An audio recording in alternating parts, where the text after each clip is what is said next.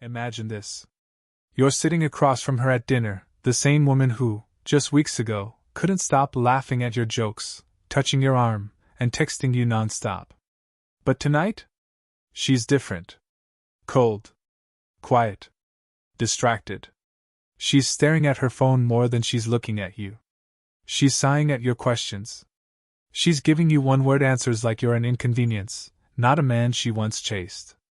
And here's the part that twists your stomach. You can feel yourself shrinking. You're trying harder, talking softer, becoming nicer, hoping you can fix the vibe. You don't want to upset her. You don't want to lose her. You don't want to be the guy she gets bored of. But that exact fear, that sinking pressure in your chest, is the moment every man unknowingly steps into the trap. Because right now, without even noticing it, you've entered the most dangerous phase of any relationship. Female manipulation phase 1, emotional disorientation. This isn't random. It's not an accident. And it's definitely not because you did something wrong. No. This is the moment where she starts studying you, watching your reactions, testing your emotional balance, seeing how far she can push before you bend, break, or beg. And if you don't understand this part, you will fall into the exact psychological loop that destroys 90% of men. You try to fix her mood instead of fixing your mindset. Let me tell you something most men never learn until it's too late. Every shift in her behavior is a response to a shift in your energy. Think back to the beginning. You weren't needy. You weren't desperate. You weren't constantly checking your phone. You weren't trying to earn her. You were calm, focused, grounded. And she chased you. But the moment you started wanting her more than you wanted your own life, the polarity flipped. Your masculine energy collapsed. Her feminine energy shut off. And now she's doing exactly what women are biologically wired to do when a man's value drops. She tests. She distances. She manipulates. She sees if your backbone still exists. ***. Most men fail this test instantly. They become even more emotional, more available, more eager to please, not realizing that every soft, apologetic action kills her attraction quicker than cheating ever could. So before we even touch the strategies, before we get into the psychological weapons, before I reveal the moves that snap you out of her control instantly, you need to understand the single truth that underpins everything. Women don't manipulate men they don't respect. They manipulate men they're deciding whether to leave. ***. And right now, whether you know it or not, that's exactly the crossroads you're standing at. But don't panic. Because in the next 2 chats, I'm going to show you exactly how to flip this dynamic back in your favor. How to kill her manipulation at the root. Reclaim your masculine frame. And make her chase your approval instead of weaponizing hers. This is the blueprint she hopes you never learn. Here's the part nobody taught you. You don't fix female manipulation by convincing, explaining, or proving your worth. You flip it by removing the fuel it runs on, your emotional reactivity, your availability on demand, and your need to win. The second you stop feeding those 3, the entire game malfunctions. So here's the field manual, clean, lethal, and immediate. First, kill the panic loop. When she goes cold, you go calmer. Shorten your sentences, slow your breathing, lower your tone. Your nervous system is the frame. Her emotions calibrate to you, not the other way around. If she tries to storm you with, "What's wrong with you lately?" you answer, "Nothing urgent." No essays, no lectures. Manipulation feeds on over-explaining. Starve it with brevity. Second, mirror, don't chase. Warmth earns warmth, distance earns distance. If she delays responses, you lengthen yours without announcing it. If she cancels, you accept once, then stop offering alternatives. You're not punishing, you're showing you won't subsidize low effort. The mind does not value what it does not invest in. Make her invest. Third, pre-selection without peacocking. You don't brag that you have options, you live like a man who has them. Keep your schedule, your gym time, your work blocks, your friends. When she asks to see you Saturday and you're already booked, you say, "Can do Thursday." You didn't become less interested, you became less available, and there's a difference. Availability signals scarcity or abundance. Be abundant. Fourth, remove the referee. Stop policing her behavior. Start policing your access. You're not her father issuing rules. You're a high-value man deciding where his attention goes. If she flirts to provoke, you don't lecture about respect. You reduce engagement, fewer texts, no late-night calls, no last-minute plans. Consequences over confrontations. Adults learn from reality, not reminders. Fifth, the indifference pivot. When she fires the classic tests. Maybe we need space. I don't feel the spark. Weak men debate. Strong men pivot. I want what's good for us. Take the space you need. Then you actually step back. She expected a tug-of-war. You drop the rope. Nothing terrifies a manipulator like a man who won't play. Sixth, reward hierarchy. You don't reward drama, you reward peace. When she's soft, feminine, and cooperative, your time expands, your attention deepens, your affection multiplies. When she's combative and cryptic, your bandwidth shrinks. You're training the relationship like a system. Stability equals access, chaos equals distance. No speeches, just consistent signals. Seventh, control the setting, not the person. Arguments die in motion.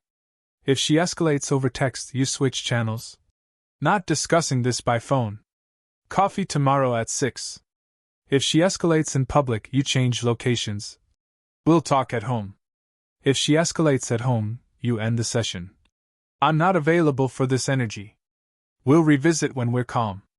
You aren't avoiding the issue, you're choosing the battleground. Eighth, the two-question filter.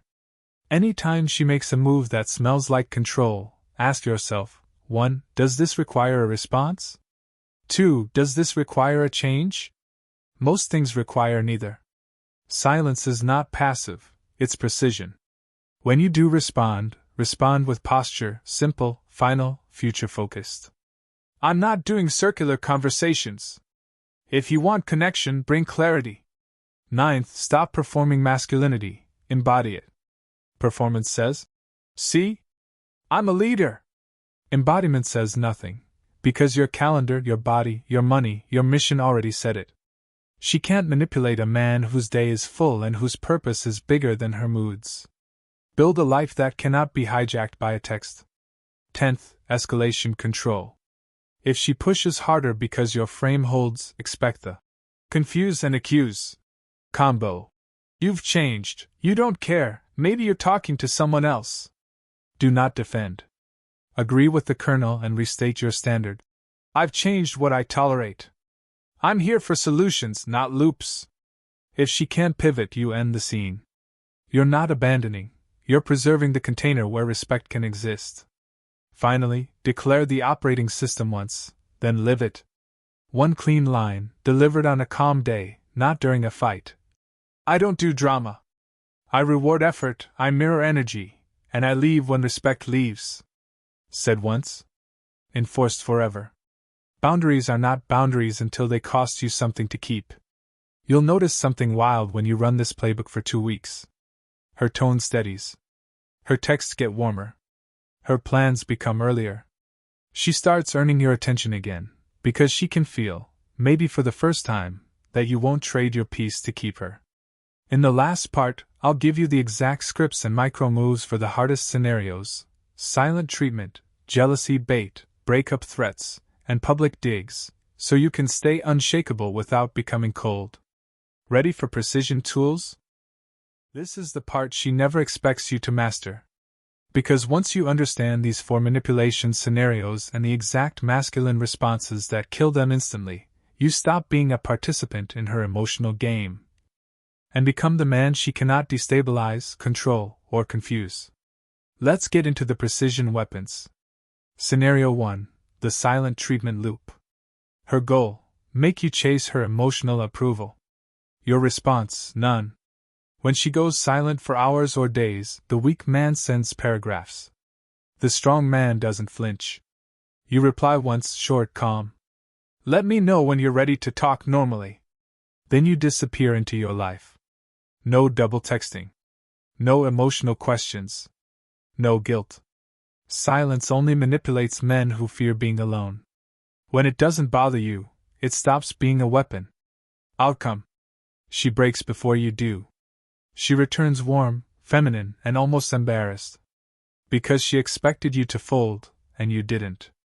Scenario 2: Jealousy bait/male friend test. Her goal: trigger insecurity so she can assess your value. Your response: security so solid it scares her. She mentions some guy who's just a friend. She posts photos that hint at male attention. She drops names. She watches your face. The average man confronts. The weak man complains. The insecure man competes. The high-value man? He gives her nothing to manipulate. You say, "You're free to do whatever you want." Then you continue your evening. That one sentence destroys the test instantly. Because jealousy bait only works if you bite. Outcome: she realizes two things. You're not threatened by other men. Her relationship with you is not guaranteed. That combination flips attraction like a switch. Scenario 3: breakup threats / maybe we need space. Her goal: force you into emotional negotiation. Your response: agreement. Nothing ends manipulation faster than giving her exactly what she pretends she wants. She says, "I don't know if this is working. I need time to think. Maybe we should take a break." You reply calm and steady. "If that's what you need, take it. I'll be good either way." Don't soften it. Don't explain it. Don't negotiate it. Her entire strategy depends on you panicking. When you don't, the threat becomes useless. Outcome: she realizes she can't bend you with emotional leverage.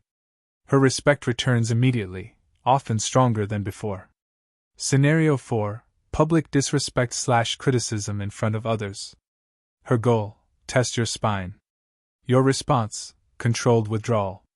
If she mocks you, insults you, or tries to score points on you publicly, you don't confront her there. You don't argue. You don't defend. You simply turn to her, hold eye contact for 2 seconds, and then say quietly, "We'll finish this at home." And then, you disengage completely. No warmth. No jokes. No attention. She will feel the temperature drop instantly. Later at home, you say calmly, "I don't stay in relationships where I'm disrespected in public. If it happens again, I'm done." Short. Final. Masculine. No shouting. No threats. No drama. Just a boundary with consequences. Outcome: the test vanishes permanently. She will never repeat that behavior again. Not out of fear, but out of respect. The final shift: when manipulation no longer works on you. Here's the truth women will never say out loud. They don't want a man they can manipulate. They want a man who is too grounded to manipulate. When your emotions don't move to her mood swings. When her silence doesn't stress you. When attention from other men doesn't shake you. When threats don't make you chase.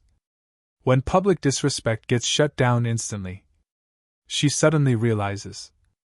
You're not like the others. She can't control you. She can't destabilize you. She can't drag you into chaos. And that's the exact moment you become the kind of man she respects.